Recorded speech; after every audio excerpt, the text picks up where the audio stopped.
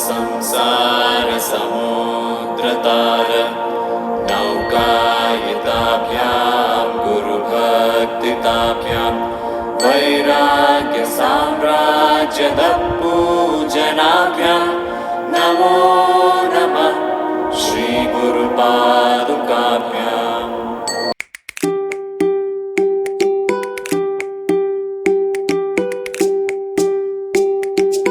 Good evening and warm welcome for Guru Bhakti Yoga and some incidences, some stories from Guruji's spiritual journey.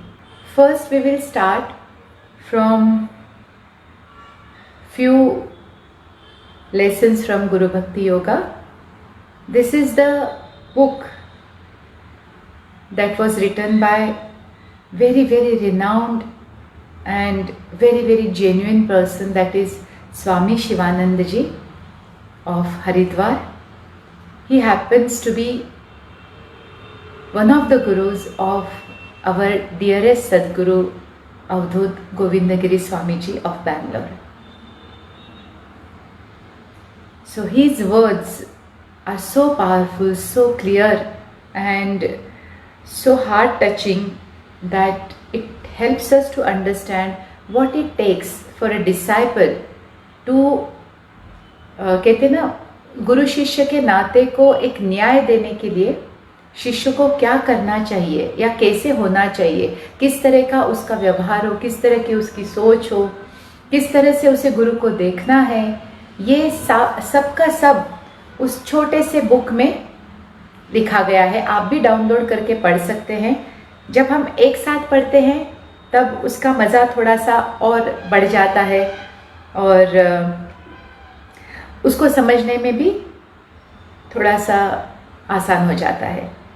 तो पहले हम लोग कुछ versus हम गुरु भक्ति योगा से पढ़ेंगे और उसके बाद फिर मैं ज़रूर गुरुजी की स्टोरी आपके साथ शेयर करूँगी। इट्स कम्प्लीटली माय प्लेजर है।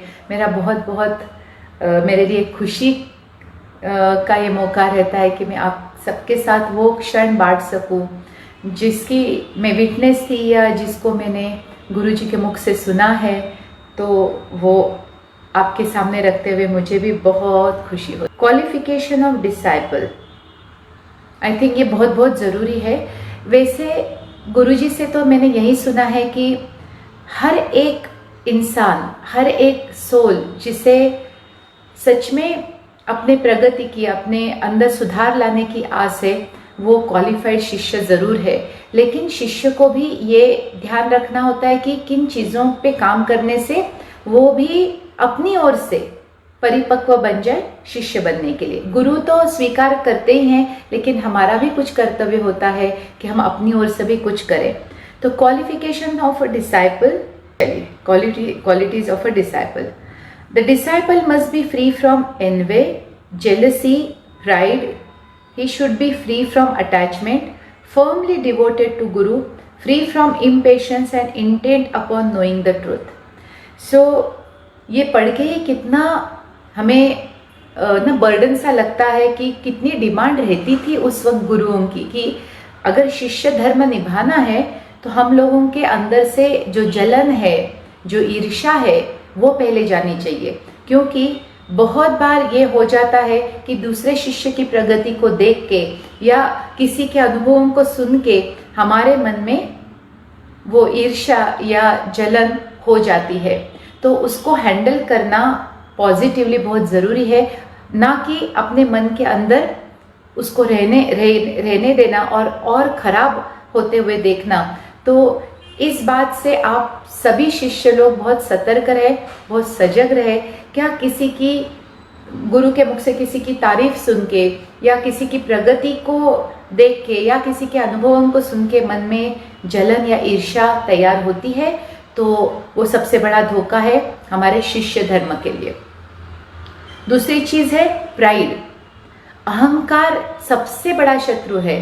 तो अपनी साधना का अहंकार, अपने गुरु को हम कितने प्रिय है उसका अहंकार, गुरु के कितने पास है उसका अहंकार, कितने अनुभव आ रहे हैं उसका अहंकार, किस लेवल तक हम पहुंच गए हैं उसका अहंकार।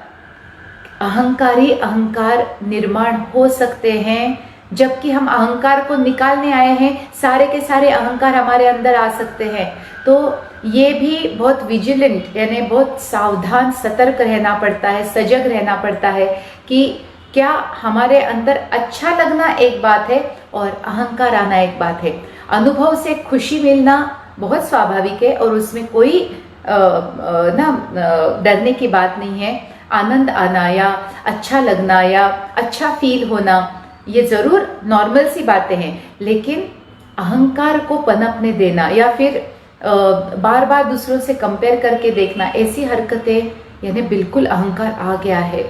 अगर बार बार आपको लगता है कि ये मेरे से आगे जा रहा है या मैं इससे पीछे छूट जाऊंगा, तो ये अहंकार से ही उत्पन्न होती है। मैंने इनकनेक्ट सेशंस जो मैं लेती हूँ उसमें अहंकार को पहचानने के गुरुजी ने 3 चीज़ें दी है: कंपटीशन, क्रिटिसिज्म एंड कंपैरिजन। अगर आप अपने सह शिष्यों के साथ बार बार कॉम्पिटिटिव फील करते हैं या आप तुलना करते हैं, कंपैरिजन करते हैं या आप बहुत क्रिटिसाइज करते हैं उनको, ये सारे लक्षण हैं अहंकार के। तो बहुत बहुत सावधान रहिए ताकि अपना शिष्य धर्म हम अच्छे से निभा सके। सो ईर्ष्या या जलन या अहंकार को ध्यान रखिए। विदाउट अटैचमेंट, ये तो मैंने अभी अमृत में भी ये किस्सा ये किया था, अटैचमेंट। और सबसे ज़्यादा अटैचमेंट किससे हो जाती है? तो गुरु से ही हो जाती है, या फिर एक विशिष्ट अनुभव से हो जाती है, या विशिष्ट क्रिया से हो जाती है। जहाँ कहीं भी आपको लगे कि नहीं नहीं ना, इसके बिना तो मैं आगे जा ही नहीं सकता, या इसके बिना तो मैं जी ही नहीं सकता, या इसके बिना मुझे अच्छा नहीं लगता है, तो कहीं अटैचमेंट तो नहीं है, ये देखना भी ज़रूरी है। इसके बाद फिर firmly devoted to Guru, free from impatience and intent upon knowing the truth. Impatience भी यानी जल्दबाजी भी एक शिष्य के लिए बहुत बड़ा खतरा है। कहाँ जाना है जल्दी जल्दी करके? जब तक शुद्धि नहीं होगी तब तक कहाँ जाएंगे हम लोग? गोल घूम के वहीं पे आ जाएंगे। तो शुद्धि जल्दी जल्दी नहीं होती है, ये एक शाश्वत सत्य है। साधना भले ही आप 8 घंटे 10 घंटे कर सकते हैं, लेकिन शुद्धि अपने हिसाब से होगी और आपको ध्यान भी रखना होगा। सिर्फ साधना करके नहीं छोड़ सकते हम।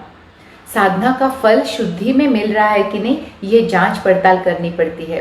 तो अपनी पूरी श्रद्धा गुरु के ऊपर रख के हमें धैर्य रखना है, सबूरी रखनी है, ताकि गुरु है ना देखने के लिए, उसने जो बोला है वो करना है।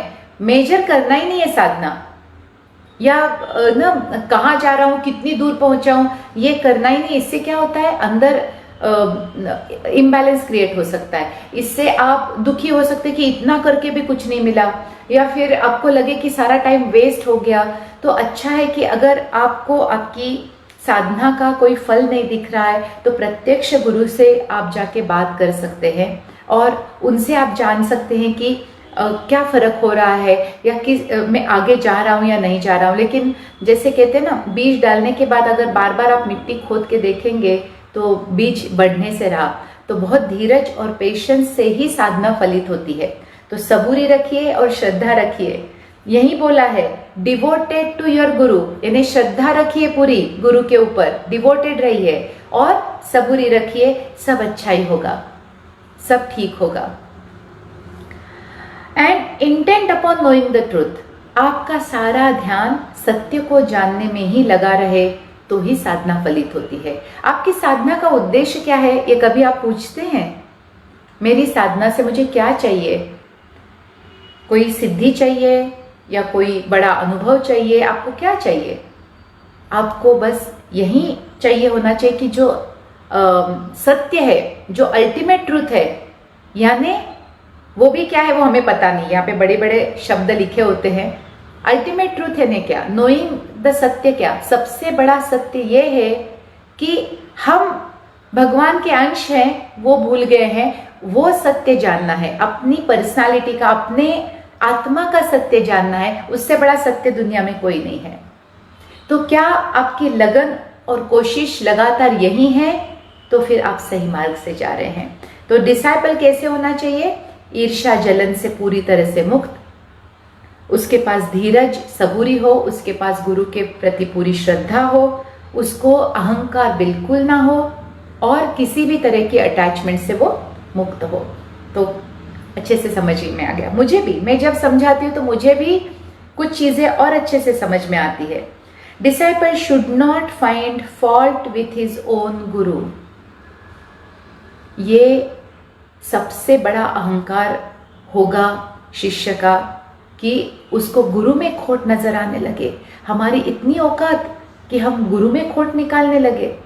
या तो आप ध्यान देके गुरु चूज कीजिए, पूरी जांच पड़ताल करने के बाद ही उसको गुरु बनाइए। अगर पूरी जांच पड़ताल के बाद गुरु बनाया है तो उसके बाद खोट निकालना, यानी आपके अंदर का ही वीकनेस वहां पे दिखता है, आपके ही अंदर का अपरिपक्वता जो है वो वहां पे नजर आती है। तो जितने भी आपको तफ्तीश करनी, जितनी भी आपको इंक्वायरी करनी, जितनी भी आपको परीक्षा लेनी है, वो गुरु बनाने से पहले लीजिए। गुरु बना के सरेंडर करने के बाद अगर उसमें दोष दिखने लगे, यानी हाय रे कहीं भी नहीं पहुंचे, फिर तो गुरु में दोष निकालना यानी भगवान में दोष निकालना। भगवान भी जब इंसान का रूप लेके आता है तो वो इंसान के रूप का ही एक भाग है कि उसके स्वभाव में कुछ ऊपर नीचे होगा। इसीलिए राम में कुछ खोट नजर आती, इसलिए कृष्णा हमें पूरी तरह से अच्छा नहीं लगता है, उसकी पर्सनालिटी। तो गुरु को भी हम दृष्टि हमारी इतनी साफ हो कि हमें उसके सिर्फ जो दैवी गुण है वहीं पे फोकस करना है। अगर पर्सन एज अ पर्सन आपकी परीक्षा के बावजूद अगर आपको खोट आने लगे, दिखने लगे, तो वो सबसे बड़ी भूल होगी। तो stop finding faults with your guru. Disciple should not indulge in unnecessary और idle talk before his guru. तो गुरु के जब आप सन्मुख बैठे हो, सामने बैठे हो, चर्चा चल रही है, तो आइडल टॉक कितना हो, मस्ती मजाक कितना हो, और किस समय ये वैल्यूएबल टाइम किस में व्यर्थ हो रहा है, किस चीज में बर्बाद हो रहा है, उसका भी ध्यान रखना पड़ता है। हम गुरु का समय बर्बाद नहीं कर सकते। ठीक है, थोड़ी लाइट मोमेंट्स, थोड़े लाइट कन्वर्सेशन बिल्कुल बनता है, थोड़े इधर उधर की बातें, थोड़े इधर उधर की कंप्लेंट बिल्कुल ठीक है, लेकिन आपको समझिए, आपको 15-20 मिनट, आधा घंटा गुरु के पास आपको दिया है, उसमें से 25 मिनट आप बस किसी की बुराइयां या घर के सारे प्रॉब्लम इसी में या फिर ऐसी इधर उधर की बातों में गवा रहे हैं, तो आपका उद्देश्य क्या है गुरु से मिलने का? गुरु से हम क्यों मिलने जाते हैं? ये भी सवाल खुद से पूछना बहुत जरूरी है। गुरु से हम मिलने जाते हैं ताकि हम उनकी ऊर्जा को एब्जॉर्ब करें, और उनकी ऊर्जा को एब्जॉर्ब करने के लिए आपको उनके सामने ध्यान करना ज़्यादा सही बात होगी, बड़बड़ करना नहीं। बाकी बड़बड़ कर रहे, करने दीजिए। हमने ये स्वामी जी के आश्रम में भी देखा है और हमने खुद गुरु जी को ये करते देखा है। वो प्रणाम करेंगे स्वामी जी से, थोड़ी बात होने के बाद वो साथ में जाके आंख बंद करके मेडिटेशन करने लगते हैं। क्यों? वो भी तो आराम से घंटों अपने गुरु से इधर उधर की पॉलिटिक्स की वो बातें कर सकते हैं, वो भी करते हैं, लेकिन कितनी ज्यादा समय हम अगर उनके सामने ध्यान करें तो उनकी ऊर्जा ले सकते हैं, या फिर अपनी स्पिरिचुअल क्वेरीज पूछे तो उससे ज्ञान में वृद्धि हो सकती है, या फिर अगर कोई साधना में अड़चन है वो पूछे तो आपको कोई लाभ हो।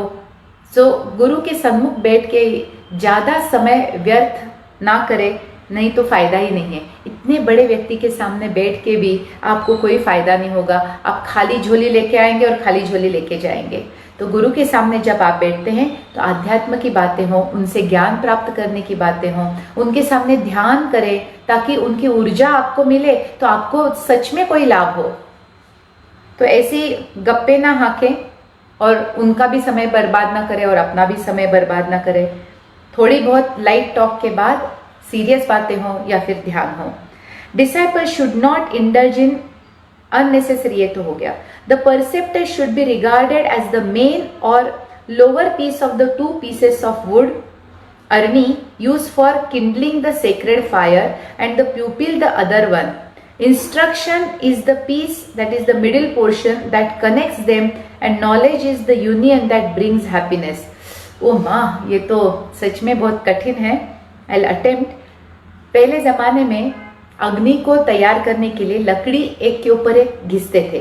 तो 2 लकड़ी होती थी, एक ऊपर एक नीचे. तो स्वामी शिवानंद जी बोल रहे हैं कि जब अग्नि यानी उसमें से कुछ अगर उत्पन्न होना है तो ऊपर वाली लकड़ी को ज़्यादा घिसना पड़ता है, नीचे वाली स्थिर रहती है. तो ऊपर वाली लकड़ी जो है वो शिष्य होता है, नीचे वाली लकड़ी जो होती है वो गुरु होता है. तो ज़्यादा एक्टिव शिष्य को होना पड़ता है अपनी साधना पूछने के लिए या अपने फॉलोअप देने के लिए या अपनी प्रगति को बताने के लिए. तो वो सीखने की जो ये है तो उसको घिसाई बोलते हैं ना. जैसे हम पॉलिश करते तो घिसते हैं, तो शिष्य को घिसना पड़ता है खुद को. जहां पे इन दोनों का कांटेक्ट होता है, जहां पे इन दोनों लकड़ियों का कांटेक्ट होता है, वो होते हैं इंस्ट्रक्शन यानी गुरु से प्राप्त हुई साधना. और जब वो साधना हम एक्सेप्ट करते हैं या वो साधना हम प्रैक्टिस करते हैं, तब जाके अग्नि यानी नॉलेज की उत्पत्ति होगी, हैप्पीनेस की उत्पत्ति होगी. तो I hope I have done justice guruji. आप बाद में अगर कुछ भूल चूक हो गई हो तो मैं ज़रूर गुरुजी से पूछ के, क्योंकि ये बड़ा ही अलग सा एग्जाम्पल यहाँ पे स्वामी जी ने दिया है. The pure wisdom which is thus acquired from the Guru removes the Maya or delusion. So गुरु के बार बार संपर्क में रह के, उनके साथ रह के खुद को पॉलिश करते हुए जो ज्ञान अंदर पनपता है, उसी से हम सत्य को जान सकते हैं. या फिर हमारे दृष्टि से जो भ्रम का पर्दा है वो निकल सकता है. तो प्रोएक्टिवनेस शिष्य में चाहिए. गुरु स्थिर रहेगा, गुरु इंस्ट्रक्शंस देगा, लेकिन वो इंस्ट्रक्शंस से भी स्पार्क निकलने के लिए यानी प्रैक्टिस करने के लिए शिष्य को एक्टिव होना, शिष्य का घर्षण होना, शिष्य का पॉलिशिंग होना जरूरी है. He who through the favor of the Guru knows that one Lord has become many through Maya knows the truth and understands Veda. गुरु को ही देख के, गुरु से ही हम ये सीखते हैं सभी एक ही है. जिस किसी भगवान की तरफ आप देखो, धीरे धीरे गुरु की कृपा के कारण सभी उन्हीं में नजर आने लगते हैं और गुरु में सभी नजर आने लगते हैं. जब इस पड़ाव पे आप पहुंच गए, समझिए कि आपको वेदास का भी ज्ञान हो गया. तो ये गुरु को देख के ही ये भी बात मैंने सीखी है, क्योंकि गुरु जी बहुत सारे लोगों को, बहुत सारे एंटिटीज को पूजते हैं. वो शिव जी के परम भक्त हैं. वो खुद को माँ के दास बोलते हैं. I am servant of Mother Divine. He has tremendous faith and surrender to his gurus, Baba ji, Sadguru Sainath महाराज और गणेशा के साथ, जीसस क्राइस्ट के साथ और ना ऐसे कई संतों के साथ उनका बड़ा ही करीबी रिश्ता है, नाता है, दिल का, प्यार का, भक्ति का. तो जब मैं देखती थी कि ये सबको अलग अलग पूछते हैं, तो मैं पूछती थी गुरुजी से कि तो ना आपको इतने सारे लोगों से कैसे सेम लेवल पे प्यार हो सकता है. क्योंकि मेरे इग्नोरेंट दिमाग में एट ए टाइम मैं सिर्फ एक को ही इतना प्यार कर सकती हूँ. सबको प्यार कर सकती हूँ, लेकिन ज़्यादा प्यार किसी एक के लिए होता है, स्पेशल, खास. और ये हम जीवन में भी देख सकते हैं. कितने लोग हमारे जीवन में आते हैं, हम सभी से लगाव रख सकते हैं, सभी से प्यार रख सकते हैं, लेकिन उसमें से एक व्यक्ति ऐसा होगा जो सबसे खास होता है. हम सभी से उस जैसा प्यार नहीं कर सकते. ये मनुष्य की लिमिटेशन है. तो यहाँ पे मैंने गुरुजी से पूछा कि आप कैसे सबसे एक जैसा प्यार कर सकते हो. कहते हैं मेरी आंखें भले ही इनको अलग अलग देखती हो, इनकी क्वालिटीज को अलग अलग समझती हो, लेकिन मेरे दिल में वो एक ही है. इसीलिए मेरा भाव सबकी तरफ एक ही आता है. सो मैं उनकी क्वालिटीज़ को अलग अलग पहचानता हूँ। जैसे शक्ति की क्वालिटी अलग है, शिवा की क्वालिटी अलग है, लेकिन शिवा और शक्ति अगेन एक ही एनर्जी है। तो ये मेरे अंदर इतना मैंने अनुभव किया है, और ये बात सिर्फ अनुभव से ही आती है, ये आप ज़बरदस्ती नहीं कर सकते। तो वहाँ पे मैंने छोड़ दिया कि अभी दिल्ली दूर है, बहुत ज़्यादा दूर है। अभी तो मेरे लिए मेरे गुरु सबसे खास है, तो सभी मेरे गुरु में है। और यहाँ पे I just rest my case कि मुझे इसके आगे कोई कितना भी बड़ा हो, मेरे गुरु के आगे कोई नहीं है। फिर बाबा जी भी, साईं बाबा भी, शिवा भी, कोई भी हो, सारे मेरे गुरु में ही है, और मेरा गुरु सबसे ऊपर है। तो मेरे लिए तो यही सत्य है, और ये मेरे लिए बहुत इजी है, क्योंकि मेरे जीवन की सबसे खास व्यक्ति मेरे गुरु हैं। तो मेरे लिए मैंने आसान कर दिया है। और फिर भी मैं इन सभी एंटिटीज़ को जब मैं खुद पूछती हूँ या एक्नॉलेज करती हूँ, तो उनकी स्पेशल क्वालिटी मुझे फील होती है, और उनका महत्व भी मुझे फील होता है। लेकिन अपने लेवल पे मैंने सॉर्ट आउट कर दिया है कि मेरे गुरु एक तरफ और सारा संसार एक तरफ। और इससे ना मेरा टर्मोइल कम हो गया। अभी मुझे कौन सा भगवान ज़्यादा ऊपर है, कौन सा भगवान को पूजना चाहिए, कृष्ण को मानूं या शिवा को मानूं, ये मेरा एक तो झंझट खत्म हो गया ना। और बाकी सारे भगवान को मैं एक जैसा प्यार दे सकती हूँ, थोड़ा खास मेरे गुरु के लिए। वो अभी इग्नोरेंस है ना, अभी कहाँ वो अनुभव हुआ है, जब वो भी जाके एक हो जाएगा। लेकिन तब तक मुझे ये सेफ लगता है कि मैं अपने गुरु में सबको देखूं और सब में अपने गुरु को देखूं, ताकि वो गुरु वाला प्यार मुझे सबको देने में इजी हो। लेकिन अभी भी वो बैरियर गया नहीं है। जैसे गुरु जी का चेहरा आता है, बाकी सब पीछे थोड़े से आ जाते हैं। Sorry, I can't help it. लेकिन उनके लेवल पे वो भी ये समझते होंगे, उनके लेवल पे वो भी ये जानते होंगे। तो मुझे वो डर भी नहीं है कि कौन सा गॉड मुझे कोई ना, मुझे डरना चाहिए कि मुझे ऐसे लगता है कि मेरे लिए मेरे गुरु ज़्यादा श्रेष्ठ है। तो मुझे वो डर भी नहीं है, क्योंकि मेरे अंदर बहुत ये क्लियर है, ये चीज़ें सबसे ज़्यादा क्लियर है। तो only through Guru you can realise कि सभी भगवान एक ही है। तो वो उन्हीं से प्राप्त हो सकता है। With the axe of knowledge sharpen by one pointed devotion acquired by service and worship of the guru, do thou calmly and steadily cut asunder the tree of samsara. ये भी वाक्य काफी हेवी ड्यूटी है, तो देखते हैं how will I decipher it.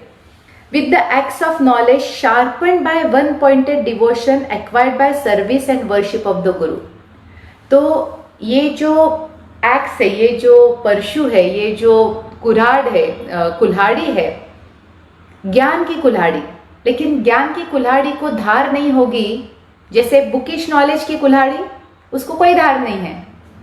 धार तब आती है जब नॉलेज के साथ साथ आपके गुरु के ऊपर आपकी पूरी श्रद्धा हो, आप उसको पूछते हो और उसकी सेवा में हमेशा लीन रहते हो, तभी वो कुल्हाड़ी को धार आती है, जिस धार से फिर आप इस संसार को, इस माया को काट काट के अपने से अलग कर सकते हैं। सो खाली ज्ञान यानी ऐसी कुल्हाड़ी है जिसमें कोई धार नहीं है। वो धार तभी आएगी जब आपके गुरु हो और उनके प्रति आपका पूरा समर्पण हो और आपकी निरंतर सेवा उनके कदमों तक या उनके लिए समर्पित हो। आई hope I have done justice.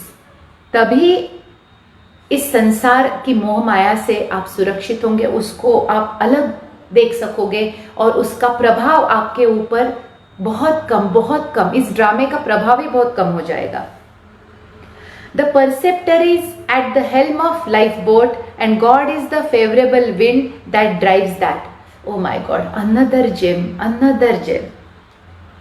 तो भगवान, लोगों का ये भी एक डिबेट होता है, गुरु बड़े या भगवान बड़े, जबकि कबीर ने पहले ही कर दिया है, मेरे गुरु ही बड़े, गुरु गोविंद दो खड़े काके लागू पाए, बलिहारी गुरु आप दी, पहले शरण आपके, क्योंकि आप नहीं होते तो मुझे वैसे भी भगवान की प्राप्ति नहीं होती थी।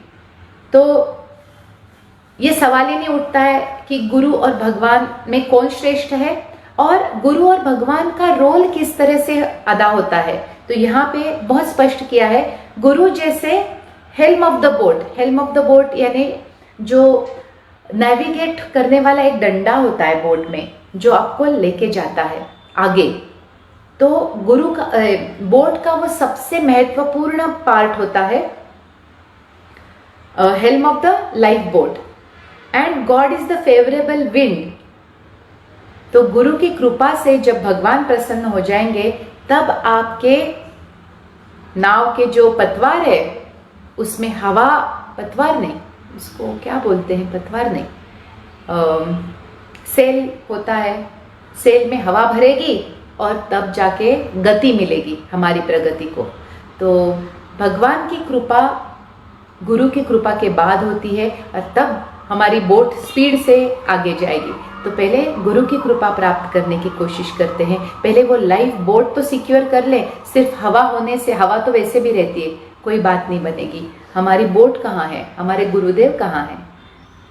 चलिए, इसके बाद का है व्हेन अ मैन बिकम्स ये दो, अच्छा ये लास्ट वाला ले लेती हूँ। When a man becomes disgusted with the world and is endowed with dispassion, when he is able to reflect what his perceptor has taught him, his mind abandons its evil disposition by virtues of repeated exercises in meditation. सारा सार आध्यात्म का स्वामी जी ने इस एक line में डाल दिया है। क्या क्या रिक्वायरमेंट है स्पिरिचुअल प्रोग्रेस की?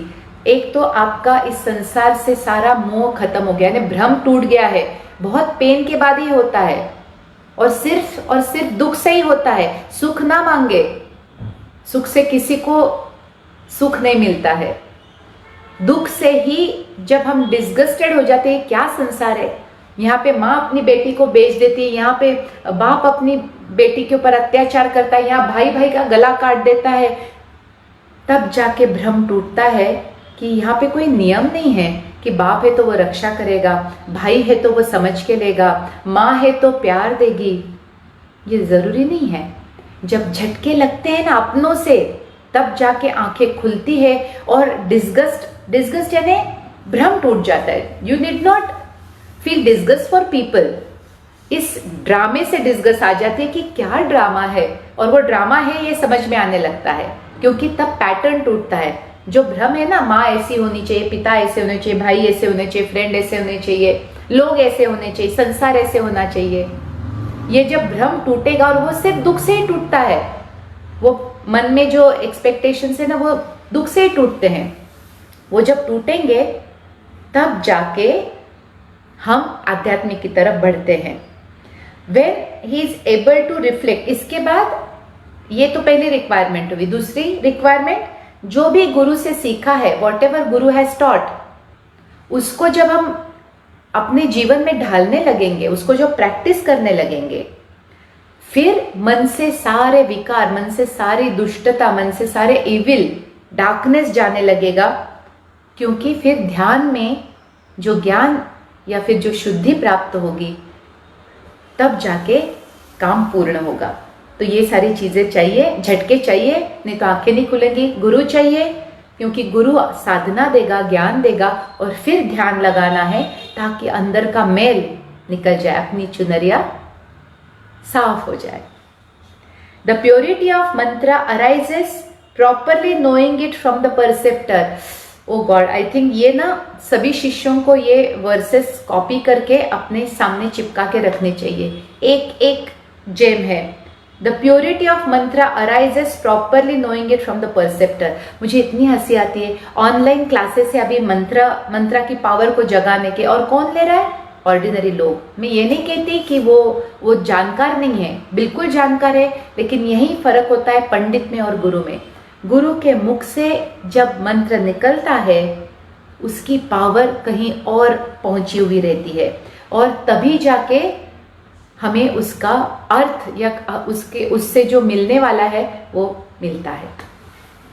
सो द प्योरिटी ऑफ मंत्र, यानी मंत्र की जो सार है, जो शुद्ध है, arises properly knowing it from the परसेप्टर, यानी गुरु से ही हमें वो प्राप्त हो सकती है, किसी और जगह से नहीं, किताब से नहीं, लोगों से नहीं, कोर्सेज से नहीं, सिर्फ गुरु से ही मंत्र की असल जो पावर है वो हमें प्राप्त हो सकती है। चलिए गुरुजी बहुत बहुत धन्यवाद। I hope I was able to do justice to such phenomenal knowledge. ये नॉलेज जिस लेवल से आता है, मैं बहुत छोटी हूँ इसके सामने, मैं बस अपने लेवल से थोड़ी बहुत कोशिश कर लेती हूँ। और आज की जो स्टोरी है वो है पूना चैप्टर का हाईलाइट और मेरे दिल के बहुत करीब है।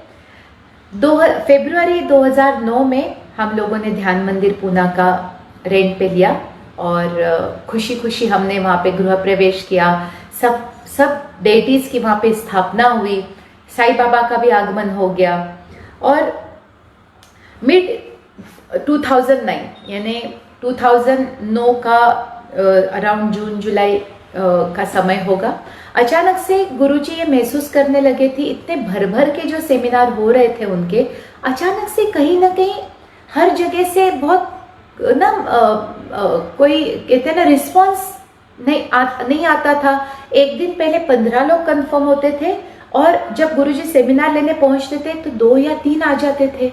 और ये एक जगह की बात नहीं थी, हर जगह यही रिपीट हो रहा था। आउट स्टेशन के तो बंद हो गए थे, मुंबई पूना भी बिल्कुल यही हालत थी। और मैं विटनेस हूँ कि कल मेरे पास 15 कंफर्मेशंस थे और जब नेक्स्ट डे लोग आने के हम वेट करते थे तो 2 या 3 लोग और गुरुजी सेमिनार लेते थे। वो एक अलग ही लर्निंग था कि इतना डेडिकेशन था उनका काम के प्रति कि उन्होंने कभी कैंसिल नहीं किया।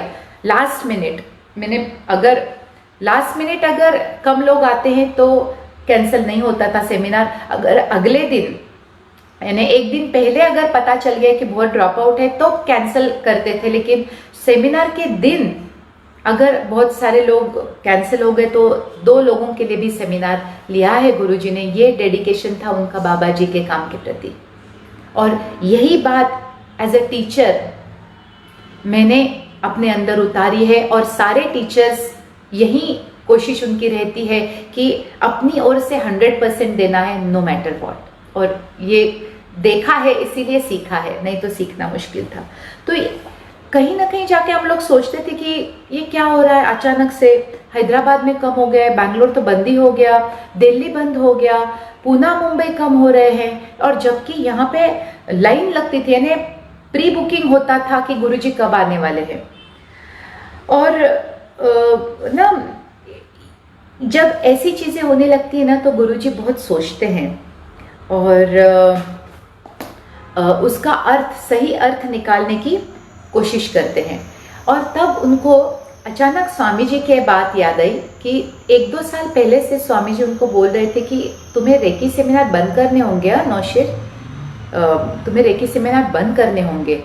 तो गुरुजी पूछते थे क्यों, क्या बात हो गई स्वामी जी, क्या कुंडलिनी शक्तिपात के कारण रेकी में कुछ या उस एक दूसरे से, कहते नहीं वो बात नहीं है, लेकिन अब क्या हो गया है, तुम्हारी पावर इतनी बढ़ गई है दीक्षा देने की कि जब आप रेकी की दीक्षा दे रहे हो उसके साथ साथ ऑटोमेटिकली कुंडलिनी की दीक्षा हो रही है। और वो अच्छी बात नहीं है, क्योंकि न वो व्यक्ति तैयार है आपको गुरु मानने के लिए और आपकी ऊर्जा उसके अंदर जाने से आपके जीवन को भी खतरा है। तो ये बात उन्होंने बता के रखी थी, वो बात गुरुजी को याद आ गई। क्योंकि कहते ना कि अपने जीवन में जो भी होता है वो सदा सदा ही अच्छे के लिए होता है। स्पेशली वो चीज़ें जहाँ पे आपका कोई रोल ही नहीं है, यानी आपने अपनी ओर से कुछ गलत नहीं किया है या कुछ अलग नहीं किया है जिसके फल स्वरूप ऐसी चीज़ें हो रही है। अब गुरुजी तो पूरे डेडिकेशन से काम कर रहे थे, अपनी ओर से तो कुछ उन्होंने ऐसे कम नहीं किया था कि रिस्पांस कम हो। जब अपने आप से चीज़ें होती है तब आपको अलग तरीके से देखना पड़ता है, जब आपकी कोई गलती ना हो। नहीं तो मनुष्य का स्वभाव ऐसे है ना, अपनी गलती वो देख नहीं पाता है और दोष लगा देता है यूनिवर्स पे। अपनी गलती अगर नहीं है, आपने कोई रिस्क स्टुपिडिटी नहीं की, आपने कोई मूर्खता नहीं की है, तो फिर कोई अलग मतलब हो सकता है। लेकिन अगर आपकी मूर्खता है तो आपको मान्य करनी पड़ेगी कि नहीं, ये मेरी गलती के कारण हुआ है। तो यहाँ पे गुरुजी की तरफ से तो कुछ भी नहीं छूटा था, ना उनका डेडिकेशन कम था, ना उनके प्रयत्न कम पड़े थे, फिर ये से क्यों हो रहा है? तो उनको ये स्वामी जी की बात आ गई कि दीक्षा की ऊर्जा रेकी की अट्यूनमेंट देते वक्त पास हो रही है और वो अच्छी बात नहीं है। तो अब एक बात तो गुरुजी को समझ में आ गई कि रेकी शायद नहीं करने का इशारा आ रहा है, लेकिन वो रोकने के बाद दूसरा क्या करूंगा मैं? क्योंकि अब तक तो सिर्फ रेकी को ही उन्होंने अपना प्रमुख कहते हैं मार्ग बनाया हुआ था, क्योंकि बाबा जी का आदेश था शुरुआत से कि इस विद्या को ज़्यादा से ज़्यादा लोगों को तक पहुंचाना है, सिखाना है। क्योंकि लोग सिर्फ कंप्लेंट कर रहे हैं कि मेरा लाइफ दुखी है, मेरे लाइफ में कुछ ठीक नहीं हो रहा है, लेकिन अपने आप से कुछ नहीं कर रहे हैं। और रेकी एक बहुत ही सीधा साधा सरल प्रभावी उपाय है जहाँ की आप अपने लाइफ को अपने हाथ में ले सकते हैं और बहुत कुछ आप ठीक कर सकते हैं। सफर होने की जरूरत नहीं है, लेकिन इंसान आलसी है ना, वो भगवान के ऊपर डाल देगा कि आप करो मेरा लाइफ ठीक। अगर हर एक का लाइफ भगवान को ही ठीक करना था तो भगवान प्रॉब्लम देता ही क्यों, हमारी परीक्षा लेता ही क्यों? वो सबकी लाइफ ठीक ही कर देता था ना। ये लाइफ हमारा है, ये हमारी जिम्मेदारी है कि हम उसको ठीक करें। और रेकी इतना सीधा सिंपल टूल था, इसीलिए बाबा जी ने गुरु जी को स्पेसिफिकली कहा था कि देश के कोने कोने में जाओ और ये विद्या सिखाओ। तो अब ये छोड़ना है तो दूसरा कैसे और क्या करना है? तब गुरु जी के मन में ये ख्याल आया कि जो हर एक संत करता है, हर एक योगी करता है, अपग्रेडेशन, यानी अपने आप को और एक लेवल उठाओ ताकि आप लोगों को उठा सको। सीधा नियम है, आप दूसरों को सिर्फ और सिर्फ अपनी लेवल तक ही ला सकते हो। तो अगर अपनी लेवल ऊंची करनी है और दूसरों को उठाना है, इसके आगे लेके जाना है, तो खुद को पहले आगे लेके जाना होता है। सो एक आइडिया गुरुजी को आया कि अभी मुझे खुद को और अपग्रेड करना है, खुद को और आगे लेके जाना है, और इसका सिर्फ एक ही तरीका होता है, वो है तप करना, यानी तपस करना। तो जैसे ही ये ख्याल आया कि अब नेक्स्ट लेवल तक जाने के लिए मुझे तप करना है, जैसे ही गुरुजी बोलते ये ख्याल आया, धड़ाधड़ धड़ाधड़ धड़ाधड़ बाबा जी से गाइडेंस आने लग गया। जैसे कि बाबा जी वेट कर रहे थे कि कब गुरुजी ये डिसीजन ले। देखिए कैसे होता है, हमारी इच्छा होना बहुत जरूरी है, तभी गुरु कुछ कर सकता है, कुछ दे सकता है। अगर आपकी इच्छा ही नहीं है कुछ करने की तो गुरु के हाथ बन जाते हैं, गुरु कुछ नहीं कर सकता। तो जैसे ही गुरुजी के मन में एक ख्याल आया कि मुझे आगे जाना है, जैसे बाबा जी वेट कर रहे थे, जैसे बाबा जी राह देख रहे थे कब ये शुरू करेगा, और जैसे उन्होंने देखा कि मेरा शिष्य आगे बढ़ने के लिए तैयार है, तपस के लिए पूरा जैसे मार्गदर्शन फटाफट फटाफट आ गया गुरुजी की तरफ। क्योंकि रेकी के अलावा तब तक गुरुजी कोई एक्टिव स्पिरिचुअल ना मार्ग कोई सिखा नहीं रहे थे। वो दीक्षा दे रहे थे, लेकिन दीक्षा के बावजूद क्रिया नहीं थी, तब मेडिटेशन के क्लासेस नहीं होते थे। तो वहां पे आके जैसे ना एक कुछ थमसा गया था, और वहां से फिर गुरुजी ने सोचा कि तपस चाहिए, और जब वो खुद प्रैक्टिस करेंगे तभी वो सिखाएंगे। ये तो गुरुजी का लाइफ टाइम से ये उसूल रहा है।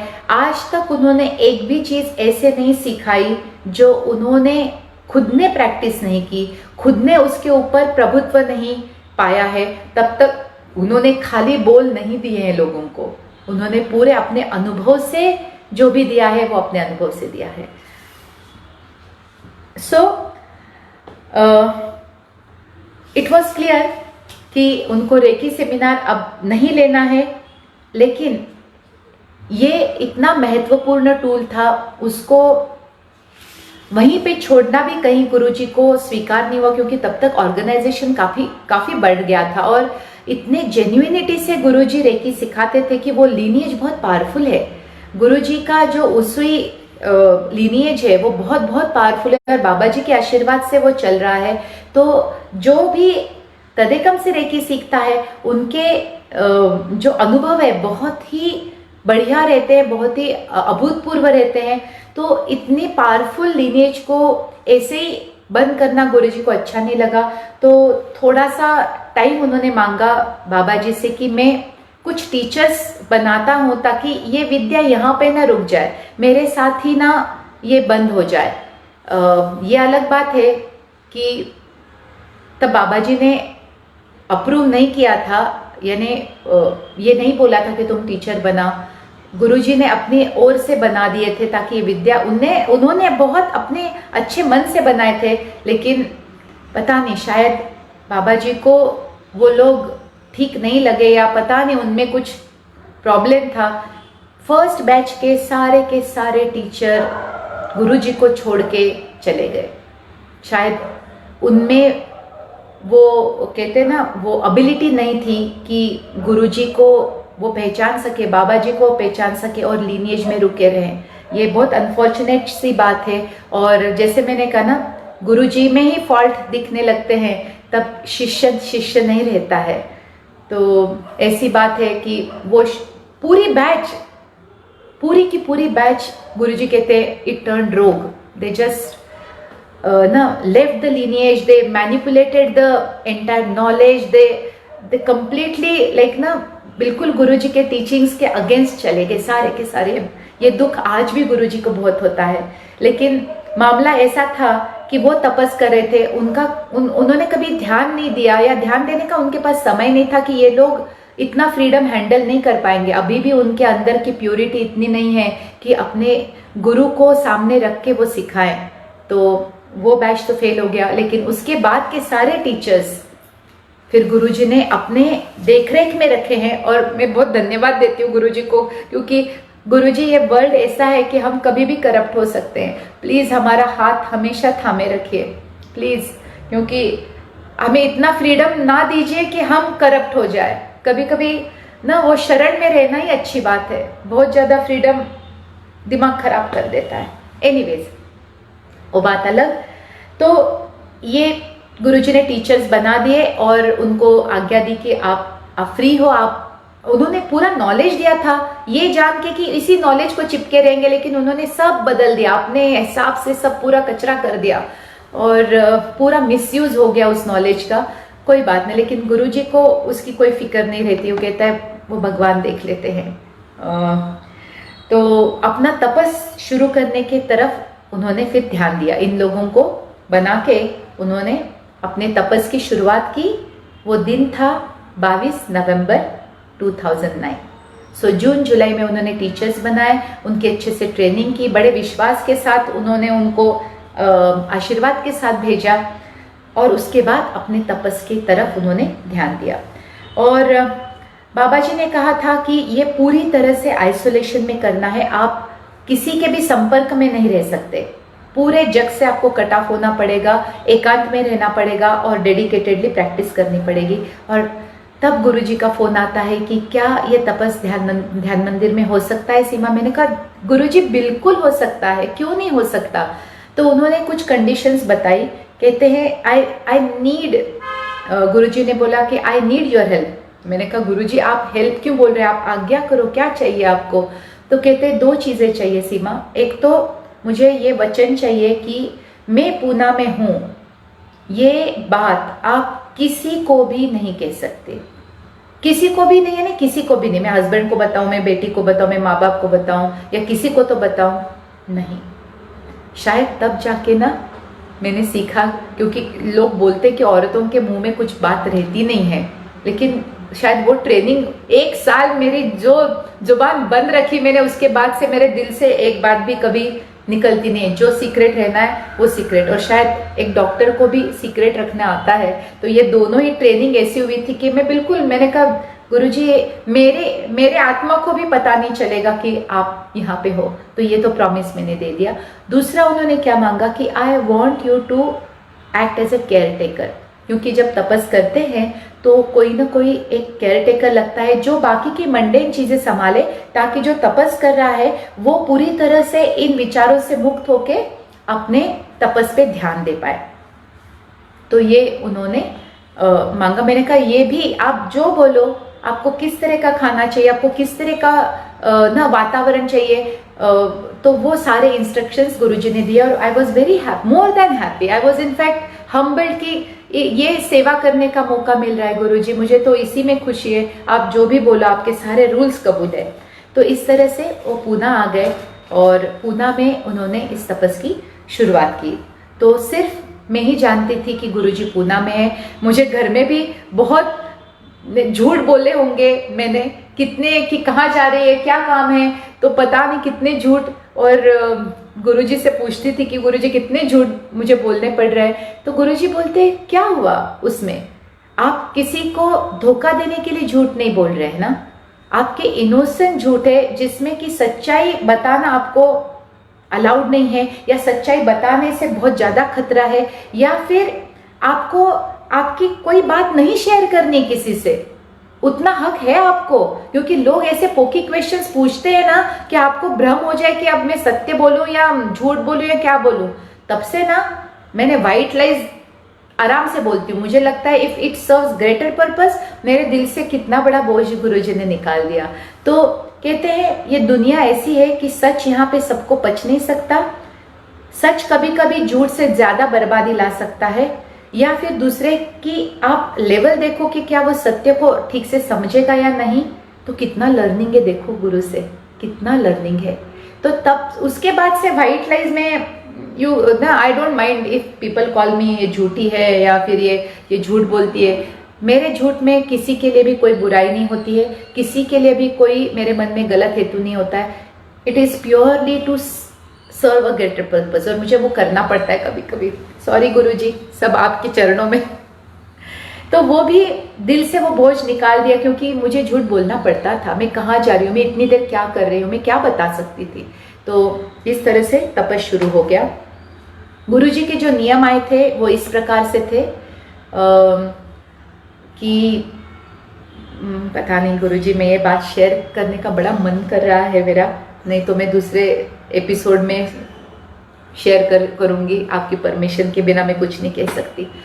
तो ये जो गुरुजी ने आदेश दिए हैं वो नियम मैं आपको बताऊंगी। जो बहुत अद्भुत बातें हैं वो उनकी परमिशन के बाद ही मैं शेयर कर सकती हूँ। तो आई एम सॉरी, मन तो बड़ा है आप लोगों के साथ शेयर करने का, लेकिन ना कुछ चीज़ें मुझे पता नहीं if I am allowed to say. So जितनी अलाउड है मैं उतनी बोलती हूँ। तो ये रूटीन आया था बाबा जी से, 3 बजे सुबह उठना है, 4 बजे तक सब प्रातः विधि पूरे कंप्लीट करने, ठंडे पानी से स्नान करना है, और उसके बाद जितना हो सके ध्यान करना है। दिन भर में जितना हो सके ध्यान करना है। बस खाने के लिए थोड़ा ब्रेक लेना है, थोड़ा विश्राम के लिए ब्रेक ले सकते हैं, लेकिन ज़्यादा से ज़्यादा समय, कम से कम बात किसी से भी, और ज़्यादा से ज़्यादा इसी तरह समय बिताना है। बाहर नहीं जाना है, टीवी नहीं, मोबाइल नहीं, कुछ भी नहीं। सो इस तरह से बाबा जी के आदेश आ गए थे। और गुरुजी का तो ये मैंने देखा है कि he doesn't need prep time. आज बोला यानी कल से या इमीडिएटली वो शुरू कर सकते हैं। इतनी उनकी बॉडी अडॉप्ट हो जाती है, इतना उनका माइंड डिसिप्लिन्ड है कि उसको कोई रेजिस्टेंस नहीं रहता है।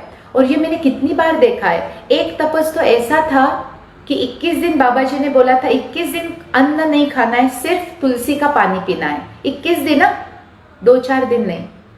और दूसरे दिन से गुरुजी ने छोड़ दिया। मैंने कहा even if I am trying intermittent diet, वो एक आधा घंटा कर करके मैंने टाइम रिड्यूस किया कि ताकि मेरी बॉडी और माइंड कोऑपरेट करे। लेकिन गुरुजी की बात ही मैंने हमेशा अनोखी देखी है कि एक झटके से वो छोड़ सकते हैं, without regret, without pain, without any thought, वो आराम से छोड़ सकते हैं, कोई रिग्रेट नहीं। तो दूसरे दिन से 3 बजे उठना शुरू हो गया। तो मुझे आदेश था कि 10 बजे आना है, क्योंकि तब तक उनका पहला सेशन खत्म हो जाता था और मंदिर साफ करने के लिए जो मेड आती थी वो भी उसी वक्त आती थी। तो थोड़ा सा ब्रेक गुरुजी उस वक्त ले लेते थे। तो 10 से ना 11:30-12 बजे तक गुरुजी एक ब्रेक ले लेते थे, और तब थोड़ा चाय वाय पी लिया, ऐसा छोटा सा ब्रेक होता था। तो ये उनका रूटीन था।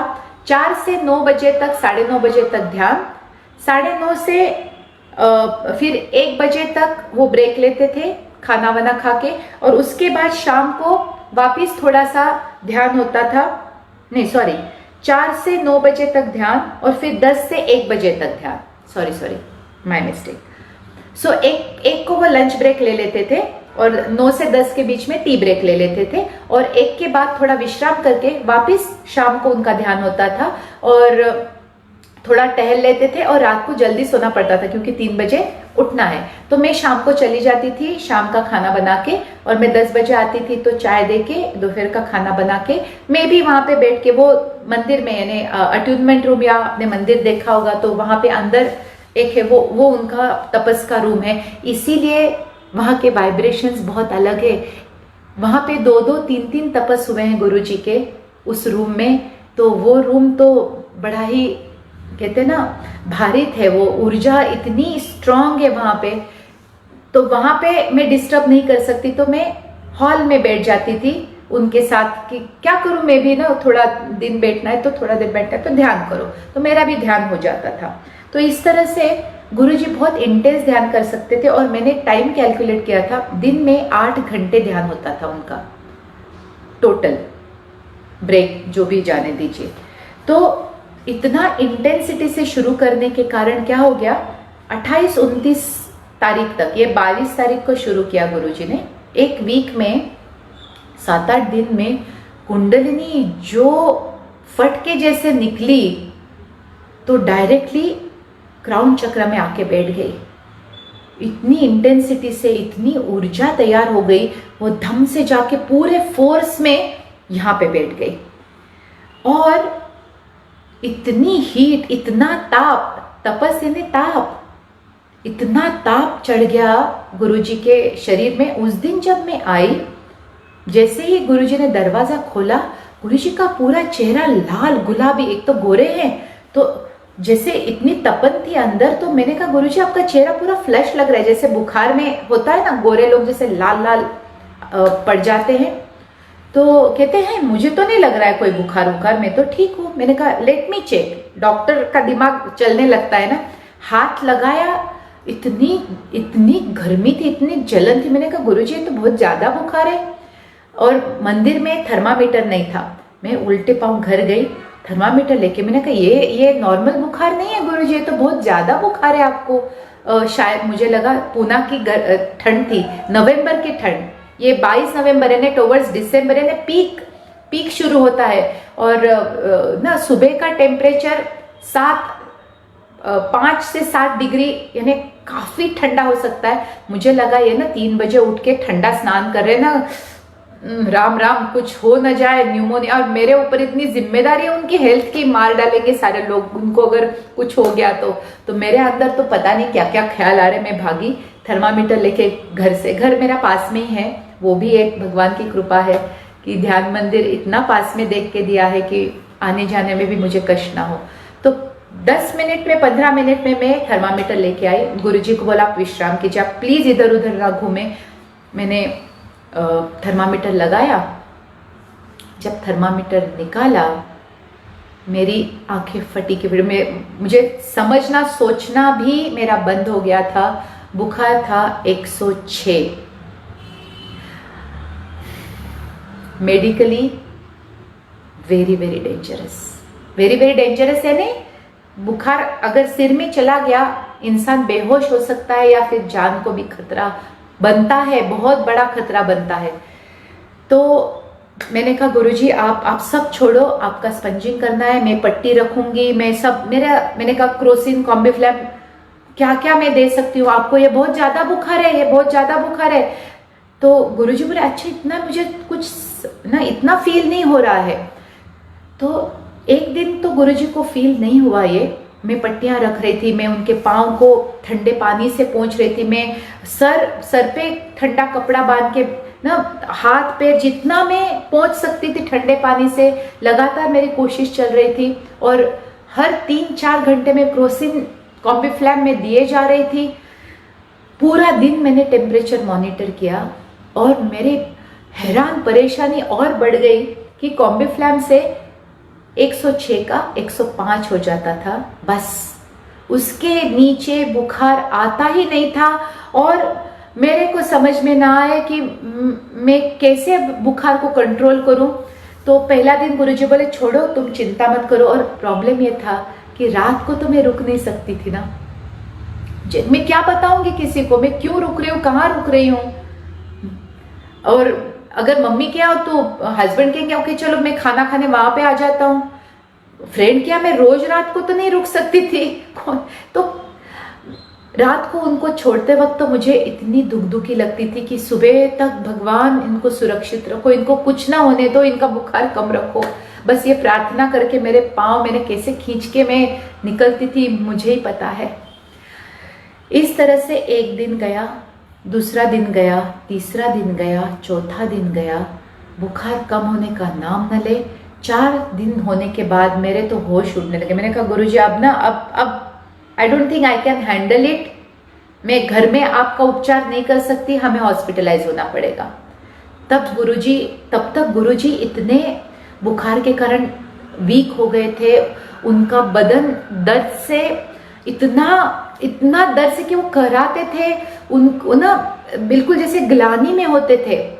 और उनकी हालत देख देख के मुझे समझ में ना, खाना छोड़ दिया था, बेरली चाय छोड़ दी थी जो उनको इतनी पसंद थी, बेरली थोड़ी सी पतली सी खिचड़ी या सूप या ना 1 या आधा कप कुछ उनके शरीर में जाता था। पानी में जबरदस्ती इलेक्ट्रॉल डाल के पिलाती थी। मैंने कहा इतना बुखार है, डिहाइड्रेशन हो जाएगा, ये हो जाएगा, गोलियां काम नहीं करनी। तीसरे दिन के बाद तो मैंने गोली वैसे भी बंद कर दी थी कि फालतू में पेट में जा रही है, इससे बुखार तो कम नहीं हो रहा है। तो दिन भर में पहुंचती रहती थी, उनको स्पंजिंग करती रहती थी, उससे भी 104 के नीचे बुखार आए ही ना।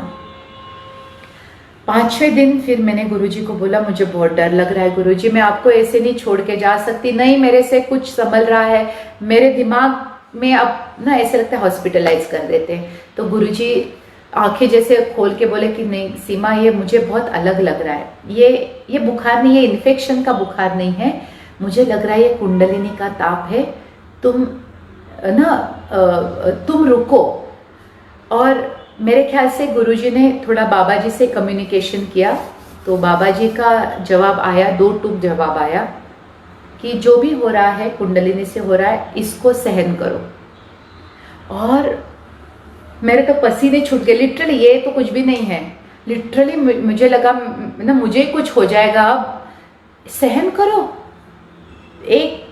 106 बुखार किसी को अगर कंटिन्यू होगा और कहते हैं ये रहेगा 10-15 दिन, मैंने कहा 10-15 दिन 106 बुखार किसी को रहे तो वो इंसान बचेगा नहीं, और बचा भी तो कितना डैमेज अंदर होगा पता नहीं। और रात को इनको अकेले छोड़ के जाना, यानी वो भी रिस्क कि कुछ उठे, चक्कर आया, कुछ हुआ, मैं क्या करूंगी। तो बाबा जी ने तो क्लियर कट बोले सहन करना है। और गुरुजी को इतना दर्द था, मैं पाँव दबाने की कोशिश करती थी, सर दबाने की, कहीं से उनको आराम पड़े, कराते रहते थे कॉन्स्टेंटली। और बोलते थे कि सीमा ऐसे दर्द हो रहा है जैसे ना मेरी हड्डियां चूर चूर हो गई, जैसे ना बुलडोजर चला दिया मेरे बॉडी के ऊपर। और मुझे समझ में ना आया कि अभी करूं क्या। बाबा जी ने तो ये कहा सहन करना है, सहन करने लायक स्थिति नहीं थी, और उनको ऐसे और 10-15 दिन देखना यानी मेरे लिए इम्पॉसिबल हो गया था। तो मैंने पूछा गुरुजी से कि स्वामी जी को फोन करें, तो गुरुजी ने बोले हाँ स्वामी जी को फोन करो। तो मैंने स्वामी जी को फोन लगाया और बोला कि गुरुजी की ऐसी हालत है। उधर से स्वामी जी तो खुश हुए जा रहे, अरे वाह वाह वाह, बहुत अच्छी बात है सीमा, बहुत अच्छी बात है, ये तो ज्ञानेश्वर को हुआ था कहते हैं। और वो तो मुझसे बातें करने लग गए, ये ज्ञानेश्वर को हुआ था सीमा, और उनके पीठ के ऊपर रोटियां सेकी थी उनकी बहन ने, ये योगाग्नि है, डरने की बात नहीं है। मेरे को तो वो कुछ समझ में नहीं, क्या योगाग्नि, ये सब चीज जल्दी से खत्म हो जाए, मेरे गुरुजी को आराम पड़े और कोई खतरा ना हो मेरा।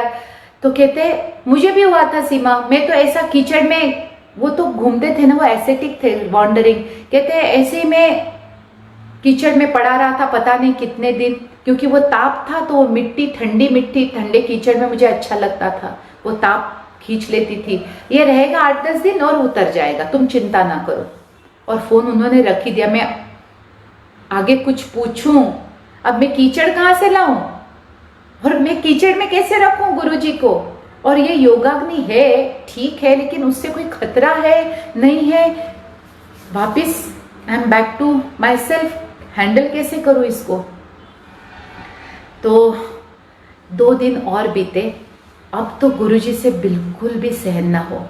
इतने दिन भर कहराते थे, उनकी हालत देखी न जाए, खाना छूट गया, पीना छूट गया, बेरली पानी पे ही गुरुजी थे। तो मैंने कहा गुरुजी कुछ तो करो, किसी से तो बात करो। तब जाके गुरुजी ने साईं बाबा से प्रार्थना की मन से मन में कि बाबा आप ही कुछ उपाय बताओ। और इतनी मन से प्रार्थना की कि बाबा जी का ही जवाब आ गया। साईं बाबा को प्रार्थना की, जवाब बाबा जी ने दे दिया कि अच्छा चलो, जितना हो सके सर को ठंडा रखो, पानी से गीला करके रखो, ये ताप कम हो जाएगा। और जैसे ये उपाय मिला, हर 1 घंटे, शुरुआत में हमने क्या ट्राई किया, मैंने गीला टॉवेल रखा, वो टॉवेल तक सूख जाता था।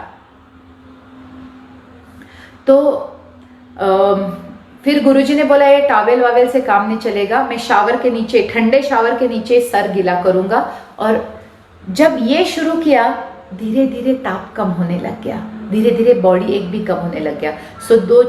105 106 जाता था, अब 104 103 ऐसा 102 इस रेंज में आ गया बुखार। तो मेरे दिल को थोड़ी ठंडक पहुंची कि अब ये ह्यूमन लेवल पे आ गया है बुखार, ये कोई ना अननेचुरल सी चीज़ नहीं है। और उसके बाद यही गुरुजी का कार्यक्रम रहता था कि जैसे ताप बढ़ने लगे, बाथरूम में जाओ, शॉवर के नीचे सर दे के 5 मिनट खड़े रहो और सर वैसा का वैसा गीला रख के वो बाहर आते थे। आपको विश्वास नहीं होगा, 10-15 मिनट में बाल सूख के खड़े हो जाते थे। इतना ताप यहाँ पे कुंडलिनी का था, वो योगाग्नि इतनी बढ़ा दी थी क्योंकि इतना इंटेंस मेडिटेशन जो किया था। और बाबा जी बोले कोई इसमें डरने की बात नहीं है, ये सब अंदर क्लेंजिंग हो रहा है, पावरफुल क्लेंजिंग, कोई डरने की बात नहीं है। तो उसके बाद से मैं शांत हो गई और जो जो गुरुजी कर रहे थे मैं बस सपोर्ट कर रही थी। और ना धीरे धीरे धीरे बुखार नॉर्मल को आने लग गया। ये 10-15 दिन चला और एक दिन जब मैं आई, 10 दिन के बाद जब मैं आई, गुरुजी ने दरवाजा खोला और बिल्कुल नॉर्मल खड़े गुरुजी, वीकनेस नहीं, बॉडी एक नहीं, बुखार नहीं, जैसे ये आया वैसे ही वो चला गया सडनली। और इस दौरान एक चीज जो हुई, गुरुजी बोल रहे कि बोलते हैं कि उनका जो टेस्ट था वो पूरा बदल हो गया। जो चाय का उनका जो वो आनंद लेते, वो चाय छूट गई। कई साल तक वो चाय नहीं पी पाए, इतना डिस्गस्ट आ गया था, टेस्ट नहीं थी मुंह में क्योंकि। और उसके बाद कहते हैं इतने बदलाव उन्होंने महसूस किए अपने अंदर कि जैसे ना बहुत कुछ क्लेंजिंग हो गया है, बहुत कुछ ना अद्भुत सा अंदर कुछ हो गया है। सो इस तरह से उनका जो कहते हैं ना इफेक्ट था, जो योगाग्नि को जो करना था वो पूरा तरह से गुरुजी ने अचीव कर दिया। और साईं बाबा हमेशा गुरुजी के लिए दौड़ के आते हैं।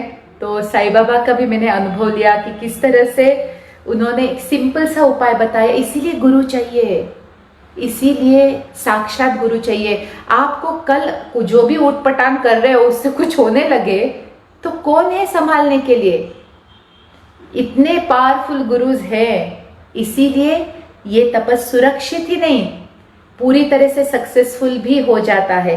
तो इस तरह से गुरुजी का जो पहला तपस है वो सक्सेसफुल हो गया। और इस तरह से अगले मेरे ख्याल से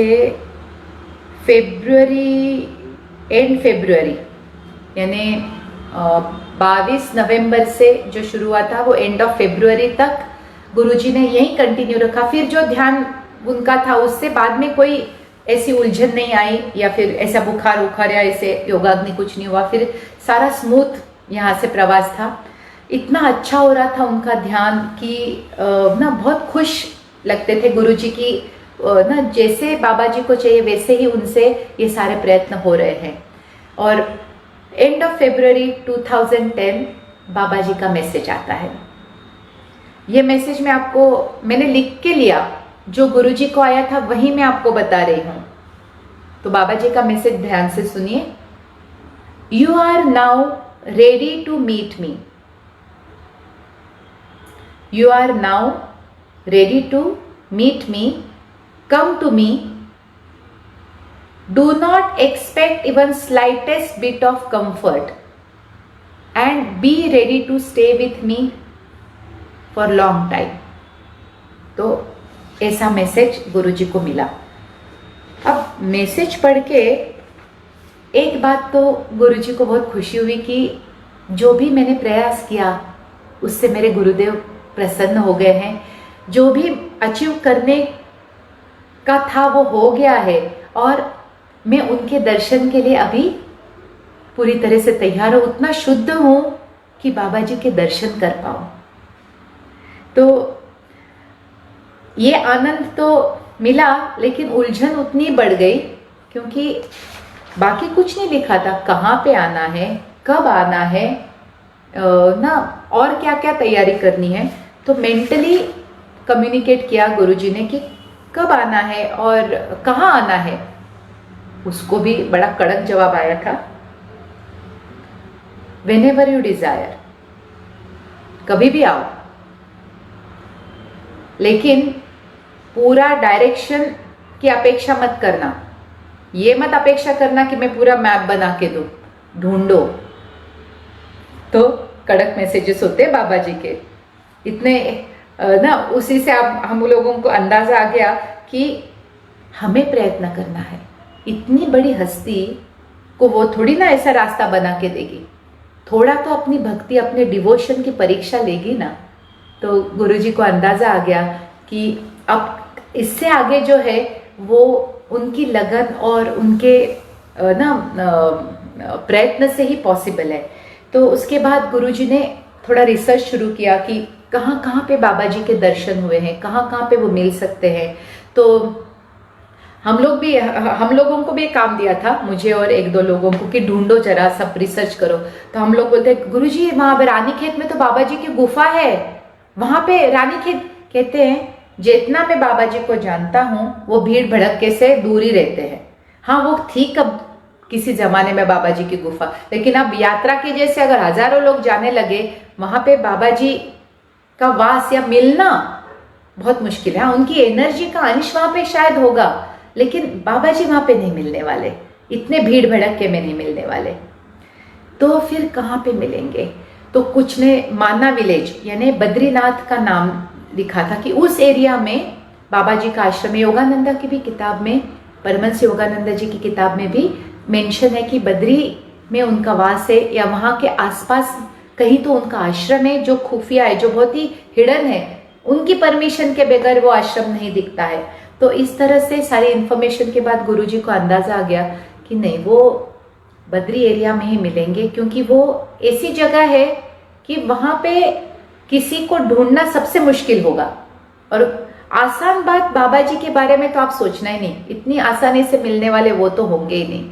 तो गुरुजी ने अंदाजा बांधा कि जाना तो बद्री है।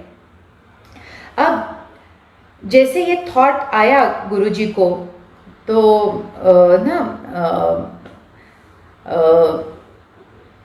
उन्होंने देखा कि क्या क्या प्रिपरेशन लगेगा, और क्योंकि हिंट दिए थे कि काफ़ी समय तक मेरे साथ रहना है, कोई भी कंफर्ट एक्सपेक्ट नहीं करना, और कोई डायरेक्शन की उम्मीद न करना कि मैं बताऊं कि यहाँ पे मिलूंगा वहाँ पे मिलूंगा, बाकी कुछ नहीं पूछना है।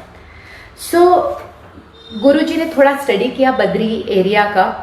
एक तो वो ट्रेचरस माउंटेनस एरिया है, और जितना बाबा जी को जानते हैं वो ऐसे घाटी में तो नहीं मिलने वाले। घाटी यानी वैली में, बद्रीनाथ एक्चुअली वैली में है। उसके आसपास काफ़ी सारे माउंटेन रेंजेस है, जिसमें नर नारायण, नीलकंठ और गौरी शंकर पीठम। तो ये माउंटेन रेंजेस के बीच में बद्री वैली में है, यानी घाटी में है। कहते घाटी में तो नहीं मिलेंगे मुझे, शायद कहीं इधर उधर चढ़ा के मेरी पूरी परीक्षा लेने के बाद ही बाबा जी मिलेंगे। अगर माउंटेन्स में जाना है तो गुरुजी बोले इसका तो मुझे अभी यंग एज में कहते मैंने ओली में स्कीइंग भी की है, हम लोग पूरे माउंटेन या ना ट्रेकिंग की है, लेकिन अब इस उम्र में ने तब गुरुजी रहे होंगे करीब 50 के आसपास, may not be 50, little less, लेकिन अराउंड दैट। तो कहते हैं इस एज में खतरा रहेगा और किसी एक का साथ होना जो माउंटेन से वाकिफ है या उस पूरे टेरेन की जानकारी रखता है। तो उनके ही शिष्य में सौमित दोषी करके थे, तो वो पेशे से ही माउंटेनियर्स थे, पेशे से ही वो एडवेंचर स्पोर्ट्स में थे। तो गुरुजी ने उनसे पूछा कि क्या वो उनके साथ आना पसंद करेंगे इस मिशन पे।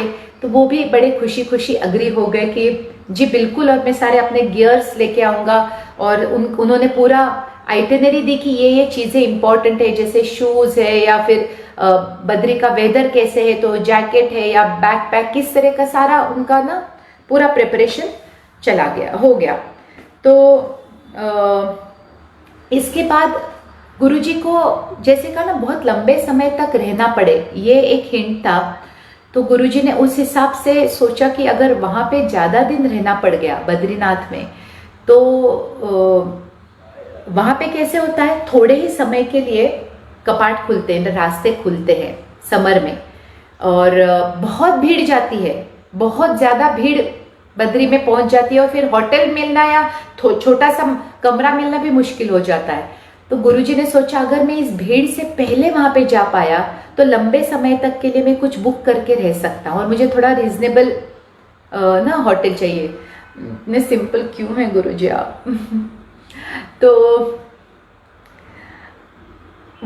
उसी दौरान जैसे मैंने कहा गुरुजी के काफ़ी शिष्य आर्मी से हैं, तो गुरुजी ने थोड़ी सी जानकारी प्राप्त करने की कोशिश की कि कोई है क्या उनके शिष्यों में से जो उस एरिया में थोड़ा बहुत कांटेक्ट रखता हो या थोड़ा बहुत इन्फ्लुएंस रखता हो, ताकि उनको थोड़ा सा जल्दी पहुंचा सके। क्योंकि क्या होता है, पहले रास्ते आर्मी के लिए खुलते हैं, 14 दिन पहले रास्ता पूरा रिपेयर होता है, साफ होता है, उसके बाद फिर पब्लिक के लिए खुलते हैं। तो ये जानकारी गुरुजी को थी कि आर्मी रोड कुछ बॉर्डर रोड कुछ ऑर्गेनाइजेशन है, BRO, यस, उनका वहाँ पे जाना पहले होता है और बाद में पब्लिक के लिए खुलती है। तो थोड़ी जानकारी में उन्हें पता चला कि उनके ही बड़े परम भक्त और शिष्य ब्रिगेडियर हरदीप सिंह धानी जी, वो उस एरिया पे पूरा, वो इंजीनियर्स डिपार्टमेंट से चीफ इंजीनियर है वो CME में, तो CME नहीं आर्मी में, और उन्हीं के अंडर ये सारा एरिया आता है। तो उन्होंने जैसे ही हरदीप जी से संपर्क किया, उन्होंने बहुत खुशी खुशी पूरी अरेंजमेंट कर दी। कहते गुरुजी आप दिल्ली आ जाओ, बस दिल्ली से बद्रीनाथ पहुंच के वहां पे भी इनिशियली 2-3 दिन आपके गेस्ट हाउस में रहने तक की व्यवस्था मेरी जिम्मेदारी। तो इस तरह से पूरा ट्रैवल अरेंजमेंट भी हरदीप जी के हेल्प से सेट हो गया। अब पैकिंग शुरू हो गई हम लोगों की। तो ये छोटा सा किस्सा इसलिए मुझे सुनाना है क्योंकि ये ना मेरे से थोड़ा सा रिलेटेड, इसलिए। तो शूज़ खरीदे गए, ना सारे जो रिक्वायर्ड चीज़ें हैं, ट्रैक पैंट्स है, टी-शर्ट्स है, ये वो। और मैं गुरुजी को बोल रहे थे आप वूलीज नहीं ले जा रहे? कहते समर है, मुझे वैसे भी ठंड नहीं लगती, क्योंकि ये तो हमने सुना है कि कैसे नसीराबाद और सूरजगढ़ की ना कड़कड़ाती हड्डी में जाने वाली ठंड में भी गुरुजी पतले मलमल के कुर्ते में सेमिनार लेते थे। तो उनके कि वहाँ पे कोई और अलग नहीं होगा, तो मुझे तो कोई ऐसे खास ज़्यादा कपड़ों के वुलीज की तो ज़रूरत ही नहीं है मुझे, लेकिन तुम बोल रहे हो तो मैं एक पतला सा शॉल, और कितना पतला आप देखोगे ना, मैं दिखाऊंगी कभी आप पूना आओगे तो, इतना पतला शॉल कि पूना की सर्दी भी उससे ना संभाली जाए। लेकिन मैंने कहा चलो कुछ तो रखा है मेरे समाधान के लिए, तो वो पैकिंग हो गई। अब निकलने के एक दिन पहले गुरुजी ने जो शूज़ लिए थे, ब्रांड न्यू शूज़, उसका सोल ही पूरा निकल के आ गया। अब प्रॉब्लम ये होता है, ये ब्रांड न्यू नहीं थे, थोड़े से पुराने थे। ये हमेशा माउंटेनियर्स की एडवाइस होती है कि आप ब्रांड न्यू शूज़ कभी ना पहने ट्रेकिंग के लिए, क्योंकि अगर वो काटने लगे या फिर उसमें कुछ प्रॉब्लम आ गया तो वहाँ पे जाके कुछ रिपेयर नहीं हो सकता। तो वो लोग क्या करते हैं, वो लोग पूरा जो सोल होता है ना वो मोची से पूरा सिलवा के ही लेते ताकि वो निकल के ही ना आए। अब उतना भी समय नहीं था हमारे पास। नेक्स्ट मॉर्निंग गुरुजी की फ्लाइट थी पूना से दिल्ली के लिए और उनके साथ सुमित भी जा रहे थे। तो मेरा और गुरुजी का, मैं इतनी लंबी हूँ ना, मेरा और गुरुजी का पाँव का साइज सेम है। तो मेरे जो वॉकिंग शूज़ थे, मैंने कहा गुरुजी अभी आप छोड़ो, आप मेरे शूज़ ट्राई करके देखो, अगर आपको कंफर्टेबल लगे आप एक वॉक लेके आओ तो आप वही शूज़ आप पहन के चले जाइएगा, क्योंकि वो मैंने सिलवा लिए थे, वो पहले से ही सिले हुए सोल थे मेरे। तो गुरुजी को फिट आ गए, कंफर्टेबल थे और मेरे वो छोटे से शूज़ चले गए बद्री, गुरुजी के पैर लगे, बाबा जी के दर्शन किए। वो जूते मैंने फेंके नहीं है, वो मैं दिल से लगा के रखती हूँ। तो वो अभी भी मैंने संभाल के रखे हैं। अब मैंने मंदिर में ला के रखे हैं क्योंकि मैं मेरे घर से मूव आउट हो गई हूँ, तो मैंने मंदिर में ला के रखे, दिखाऊंगी कभी। जो पवित्र शूज़ वो मेरे लिए है, वो मेरे लिए मेरी सबसे कीमती पोजीशन है। गुरुजी के चरण और गुरुजी के दर्शन, और क्या चाहिए। तो इस तरह से फिर गुरुजी चले गए। एक पतला सा वूलन का शॉल और एक छोटा सा उनका बैकपैक हो गया और चले गए। उसमें कैमरा था और ड्राई फ्रूट्स और ऐसे कुछ चीज़ें ना थोड़ी सी पैक करवा दी थी, क्योंकि वहाँ पे कितने दिन रहना पड़े कोई अंदाज़ा नहीं था। इस तरह से 10 मई को गुरुजी पूना से निकल पड़े। आगे की स्टोरी अगले समय के लिए, क्योंकि वो बहुत ही रोचक है और मुझे बहुत अच्छे से आप सबके सामने रखनी है। तो आज के लिए यहाँ तक। अगले गुरुवार को बाकी का तपस पार्ट 2 लेके आऊँगी आप सबके लिए। बहुत बहुत धन्यवाद, बड़ा मज़ा आया। शुभ रात्रि, नमस्कार।